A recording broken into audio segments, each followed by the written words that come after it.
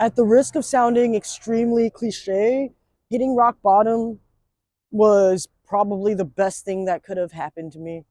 I grew up in a Buddhist household, and I'm a first generation Chinese, Vietnamese American. Throughout most of my childhood, I was just trying to find a place to belong, a community that I related to. I knew that I was queer very young and early on. There were these just feelings and things that I couldn't really explain or describe when it came down to my identity and who I was. In my teenage years, going into my 20s, I got into self-destructive habits. I was dealing with overcoming abuse in a way that I wouldn't come to recognize until I was older. I was seeking love and acceptance in all the wrong places. I was drowning myself in alcohol and drugs and things that really took a toll on not just my body, but also my mental health and my spiritual health, and I didn't even know it. I got into a really bad accident in March of 2016. I had spun out on the freeway and hit the median divider. My car had hydroplaned. It was raining so hard that night. I'll never forget the way that sounded. I let my hands go off the wheel and I thought that was it. After I hit the wall and my car was totaled, airbags went off and everything. Mind you, I was sober, even though thinking back now, it was actually it's a miracle that I was sober. This car pulled up next to me and I'll never forget his name. If you ever see this video, I just want to say thank you, Michael. I'll never forget your name in that. He was driving a PT Cruiser. He pulls up next to me and he yells through the rain, "Hey, can you hear me?"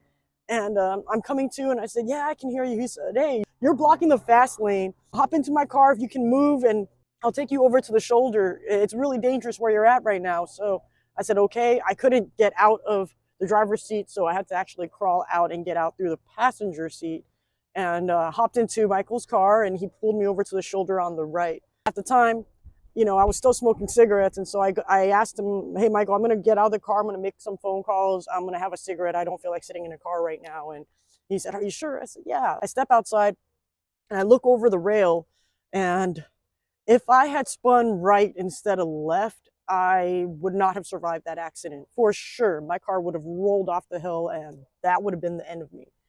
Because of who I was prior to this, I was just so upset and angry that I had survived that accident, because for most of my life, I had believed that God hated me.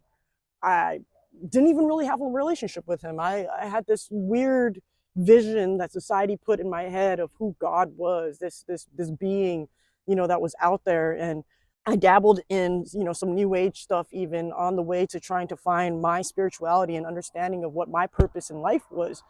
Funny enough, when I was in college, I actually studied philosophy with an emphasis in ethics, law, and value theory. And so I had actually taken some classes on religion. And I studied a lot of Eastern religion. And when I started getting to Western religion, I started just asking as many questions as I could so that I could better understand what the purpose of life was, especially my own. I was devastated that I had survived that accident because I wasn't sure why God still wanted me here. I fell back into very destructive habits, sex, drugs, rock and roll. That was my life for most of my 20s. In 2017, my drug use had gotten the best of me and I found myself in the ER. When I got out, I was home resting. One of my best friends from high school had just gotten engaged and she called me and she said, "Hey, I would love to catch up with you. I haven't seen you in a while. Let's go get some tea." She didn't know it then, but I was recovering from my drug use. So when I told her that I couldn't go and meet her somewhere, she actually offered to come visit me. And when she saw me, she said, "I've never seen you like this before, and I'm really worried about you because I don't want you to be alone and feeling this sick. So would you like to come and stay with me and my fiance over the weekend?" At the time, I was living alone, so I took her offer and I went to stay with her and her fiance over the weekend. That Saturday, she said, "By the way, I'm going to church tomorrow. You don't have to come with me. I know you're not a believer and you're Buddhist, but my friend's getting baptized and you're more than welcome to come with us. It's no pressure though." That moment changed my life. To be totally honest, I said yes because I didn't feel comfortable staying at her home when she wasn't there. And so I said, sure, I'll go to church with you. If I remember correctly, it was Pastor Buddy, and he was giving a message.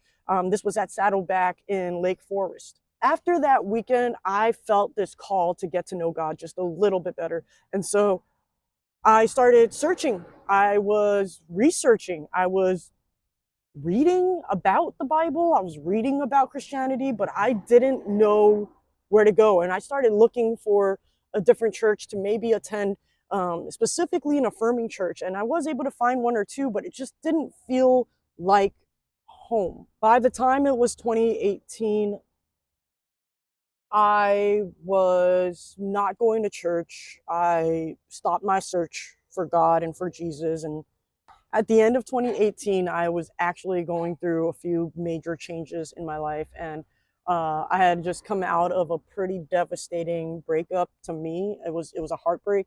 And I found myself sitting in the car, not feeling like I had a home to even go home to. And so I spent the night in my car, and I was at the brink of major depression, and I was ready to leave this realm of the earth. In a cry of desperation, I decided to go and spend some time at a temple. I knelt before the altar there at the temple, and I was praying, and I was just trying to really find some peace and some answers and some divine intervention to tell me that I should still be here. I wasn't sure why I still was, and I was this close to finding a way out. So the temple didn't work out for me, and I went back into my car and I sat there and I was just asking myself, when was the last time you really felt heard or felt like you had some kind of a connection with the divine? And I had remembered going to church, going to Saddleback that one day with my friend. I waited till the next day. It happened to be a Sunday, and I drove myself to that church. I sat through the service, and I couldn't even tell you what it was about now and who was giving that message, but I just remember walking out like I was supposed to be here today, especially because there was someone at the Welcome Center, and his name is Walmer. Walmer, if you're watching this, I love you. He saw me from at least 100 feet away, waved me down, walked up to me and said, "Hey, can I help you find something?" I didn't know then that I was actually looking for God. But the funny thing is, I didn't find him. He found me. He's always known where I was, and he called me. That day completely changed my life. I ended up volunteering and serving at that church for the upcoming year or two, very consistently. My life started to change around me. I decided to get clean and sober, and I'm still working on maintaining that sobriety every day. It is definitely a choice, and I feel like I can relate. If you have ever been in that situation, I know what you're going through, and we're all in this together. We're here. That being said, not only do I feel healthier in my body, but I don't remember what it feels like to be lonely anymore. I genuinely do not know what it feels like to be lonely anymore because I've got the Father, Son, and Holy Spirit all around me now. I've decided to build something like Salt of the Earth because even in my conversion, getting baptized in 2019, and now pursuing my seminary journey, coming out Christian was just as difficult, if not even more difficult, than coming out as queer when I had to. My circle of friends and people look different now. My daily routines look different now. I do genuinely believe that we are most like our creator when we are being creative. I'm a creative myself. I dabble in music, I dabble in writing and all these things, but ultimately there was not a safe space that I felt like, and this is no jab at Saddleback. I believe that the time that I got to spend there and the church family that I was able to meet there and get close to there really helped me along my journey spiritually. But I ended up finding that I still somewhat had to hide who I was until I realized that it doesn't have to be that way. I am now a member of the Glory Center in California, and shout out to the congregation there, from the elders all the way down to the congregation itself and the members for being so full of love. Not everybody has had the opportunity necessarily to find or has found a place where they can feel welcome to question their spirituality, their faith, not just question it, but really have genuine conversations and build genuine relationships where they don't feel judged for who they are and don't have to choose between who they are and who they believe in. That's why I created Salt of the Earth. I really want to invite you and all members who are seeking a deeper conversation, a deeper community where we are able to just talk about these things, where you feel welcome, where you feel no judgment. And whether you're queer, part of the LGBTQIA plus community or not, and you're just an ally, but allyship means so much in this time and age. And we just appreciate you so much. And I can't wait to get to know more of you and hear your testimony and where God has led you to use your gift. I just felt like, man, like this is what I'm meant to do. I'm meant to speak. I couldn't run away from Salt of the Earth any longer and building this community. So I invite you to share your testimony. Tell me what it is that we can do as a community, as partners in this, to collaborate and create a safe space for everyone.